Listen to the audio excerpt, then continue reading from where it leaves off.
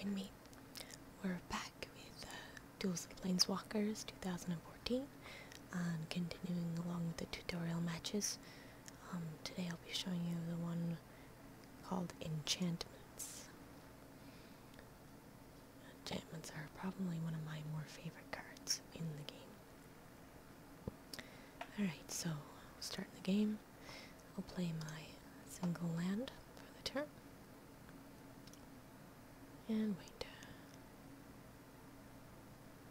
The goblin is playing Plains white deck with a Suntail Hawk that costs 1 white. It's a creature bird. Flying. They are the finest companions in the realm, swift, clever, and easily trained to hunt intruders. Almira Falconer, and it's a 1-1.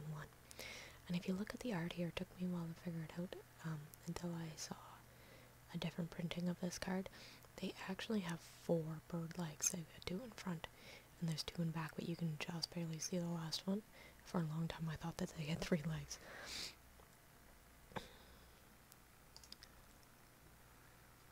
So we'll play that creature. Aura. You've done an aura enchantment. As you cast an aura, it will target a permanent on the battlefield. It will attach to that permanent as it resolves, and usually have some kind of continuous effect on that permanent. Yeah, so there's kind of 2 kinds of enchantments. One you put on creatures, and one that you, that just sit on the battlefield. So we have our trusty Runeclaw Bear from last time, and then we have Oaken Form. 2 and a green. Enchantment aura. Enchanted creature gets +3/+3. So that's a nice card. But first we need a creature to play it on. So I'll throw down that Runeclaw Bear.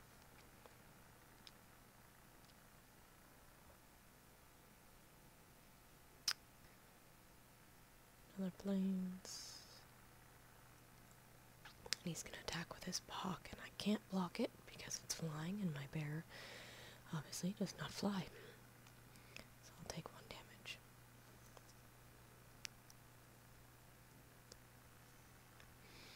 And they're playing a Youthful Knight, 1 white. Human Knight, first strike. Idealism fits him better than his armor. 2/1 creature.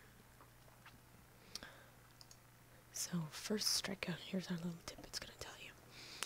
Creatures that have first strike deal combat damage before other creatures. It's possible for a creature to be destroyed before it can deal its combat damage.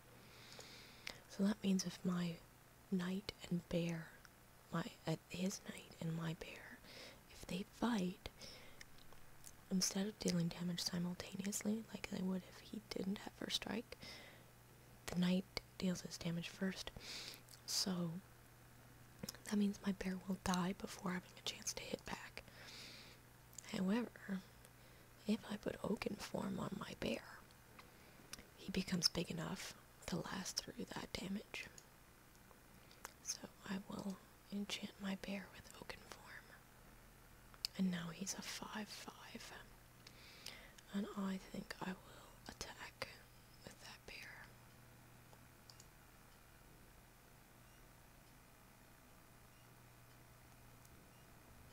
And he chose not to block with that, of course, because he would just lose his creatures.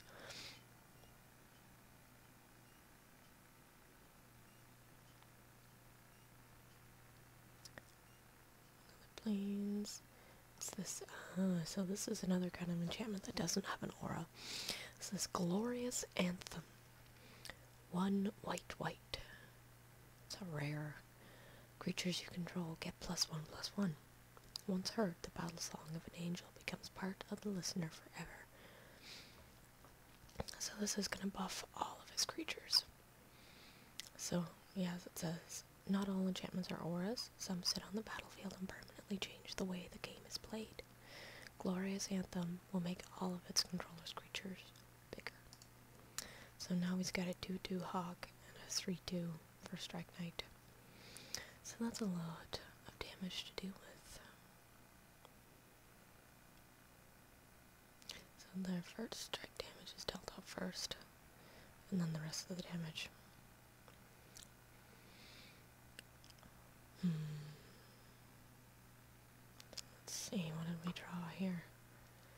giant spider.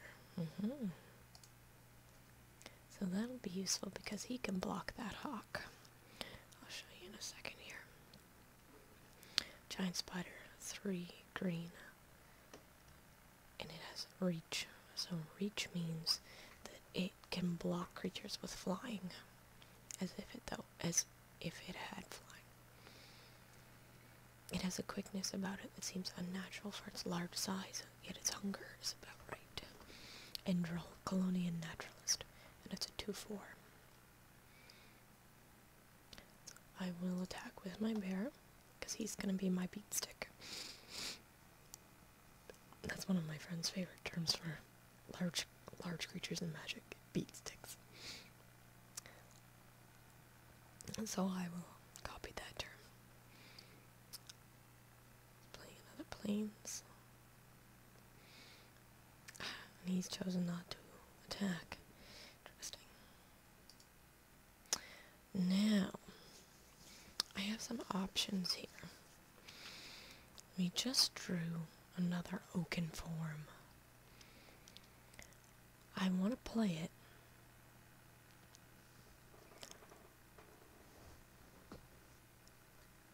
And I'm trying to think. I think I might put it on the bear so that he can punch through both of those creatures without dying.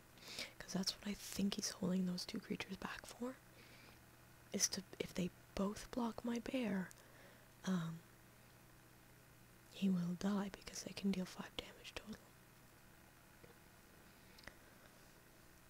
And I want to keep the spider back for blocking anyway. I don't really want to put oaken form on him, because he's big enough to defeat the other creatures, so I don't know if that's the right decision, but that's what I'm going with. I'll put it on the bear. So now I have an 8/8 bear. Not too shabby. So I will attack with the bear, and I will keep back the spider to block. And he's gotta block this, yeah. So, that's what's called jump blocking, what he just did there. He used a small creature to block a big one, just to keep that damage from hitting him. Even though he knows that there's no way that his creature's going to win. There you go. Day of Judgment. 2 white, sorcery, rare, destroy all creatures.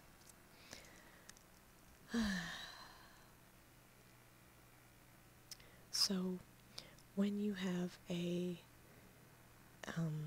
enchantment aura on a creature, and that creature dies, that enchantment goes to the graveyard. Alright, what have we got here? Wild Pear. Here's an enchantment. 4 green. That's a rare. Whenever a creature enters the battlefield, if you cast it from your hand, you may search your library for a creature card with the same total power and toughness and put it into the battlefield. If you do, shuffle your library. I will play that, since the only thing I have otherwise is Bountiful Harvest. These are the kind of cards that I will purge from my deck when I get the chance. You don't need life gain unless your whole deck is built around winning with life gain. And that's a mistake that some new players make, is go, oh, life gain, that's really good. But you always have to remember, you're gaining life by casting a card, and at the expense of that card cast, you could be casting something else that might bring you closer to winning the game, rather than delaying losing. Just something to think about. So, here we have a Leonin Sky Hunter. White creature, cat, knight, an uncommon, and flying. The Sky Hunters were born when the first Leonin gazed at the heavens and wished to hunt the birds overhead. And it's a 2/2.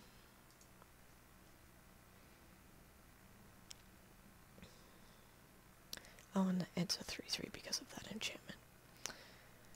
Alright, well, now, in this case, I have nothing else to cast at this moment, in my hand, so I am going to go ahead and cast Bountiful Harvest because I may as well.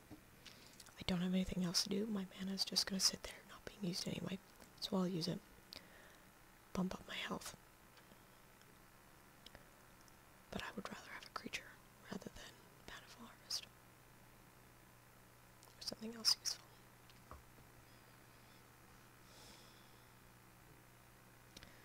Takes 3 damage.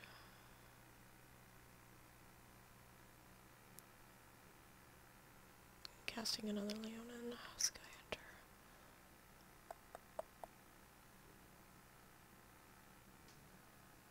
Aha, here we go. So, we have an enormous Baloth, a 7/7 that costs 6 and a green. Creature beast. Its diet consists of fruits, plants, small woodland animals, large woodland animals, woodlands, fruit groves, fruit farmers, and small cities. So I'll play him, and because of my enchantment, I will now get to pick one of these 2 creatures. Let's see what we got. We have an Engulfing Slagworm. 5 green, a creature worm. It's a rare. Whenever Engulfing Slagworm blocks or becomes blocked by a creature, destroy that creature. You gain life equal to that creature's toughness. Its teeth exist only for decoration, and it is a 7/7. And then we have a Verdant Force. 5 green, creature elemental, and it's a rare. At the beginning of each upkeep, put a 1/1 green sapperling creature token onto the battlefield. Left to itself, nature overflows any container, overflows any restriction, and overreaches any boundary. And it is a 7/7 as well. I think I want the Slagworm in this case. So, okay, so I've picked the Slagworm, and I will confirm. So those 2 are a force to be reckoned with. It's another Plains. And he didn't attack. Now we have Garrick's Pack Leader. 4 and a green, creature beast. It's an uncommon. Whenever another creature with power 3 or greater enters the battlefield under your control, you may draw a card. So this plays nicely with this enchantment that is going to now add another creature to the battlefield when I play this card. He has learned much in his long years, and unlike selfish humans, he's willing to share. Garrick Wildspeaker. And it is a 4/4. So I will play that card. And now I get to pick. So now here's my okay, so we just have 2 Stampeding Rhinos. I say just. Stampeding Rhino. 4 green.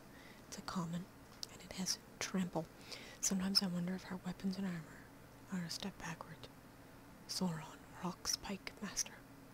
So Trample means that if it's blocked, and the damage that it does to that creature to kill it is less than the total damage it could do, whatever damage left over is done to the to your opponent. So basically, I think of it like it literally tramples over the creature and keeps going until it smashes into the Planeswalker with whatever strength it has left.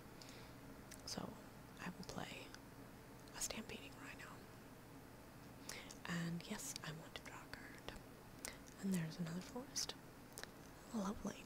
So in this turn, we have rather greatly increased our army. So I'm going to go ahead and attack with all, because if he doesn't do anything, I'm dealing 14 damage to him, and that will kill him. And I have 2 creatures left to block. No, well, I say that, but he has flyers. I can't block his creatures anyway, so I'm not going to bother holding back. So he's going to block with his creatures, and that one's going to die. And that one's going to die.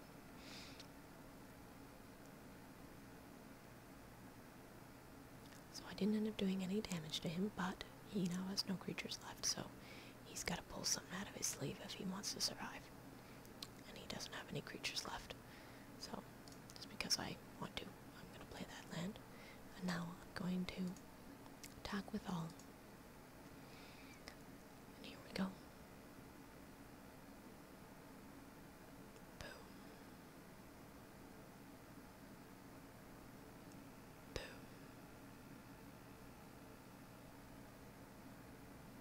Boom. Boom.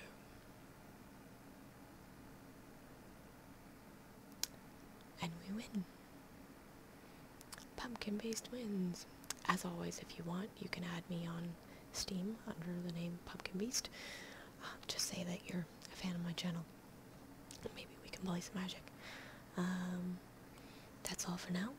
Thank you for joining me, and I'll see you next time.